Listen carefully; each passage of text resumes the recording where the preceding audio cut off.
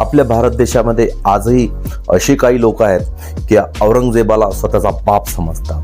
तर हा व्हिडिओ त्यांच्यासाठी आहे. आणि ताई, औरंगजेबबद्दल काही सांगायचं तर शांत चित्ताने ऐका बरं का, आणि हो, डोकं लावा. पण आजही भारतात असे काहीतरी कर्मठ नमुने आहेत जे औरंगजेबाला हिरो मानतात.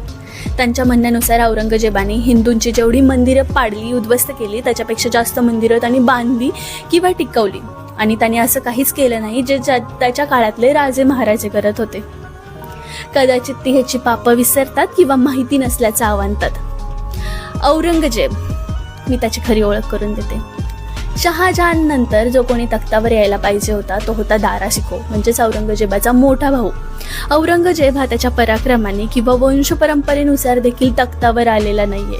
त्याने स्वतःच्या बापाला कैद केलं आणि स्वतःच्या 3 भावांना देखील मारलं आणि त्यानंतर हा तख्तावर आला. आणि हा औरंगजेब ह्यांचा हिरो. त्यांनी जजियासारखा कर आकारला ज्यामध्ये हिंदूंकडं फक्त 2च ऑप्शन होते.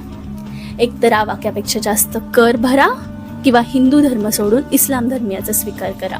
याच्यावरूनच लक्षात येतं ही लढाई ही फक्त राजकीय नव्हती, तर ही धार्मिक लढाई होती. आणि हा औरंगजेब ह्यांचा हिरो. औरंगजेबाने कितीतरी हिंदूंची जी मोठी धार्मिक स्थळे होती, जसं की काशी विश्वनाथ, सोमेश्वर, जगन्नाथ, पंढरपूर अशी धार्मिक स्थळे उद्ध्वस्त केली.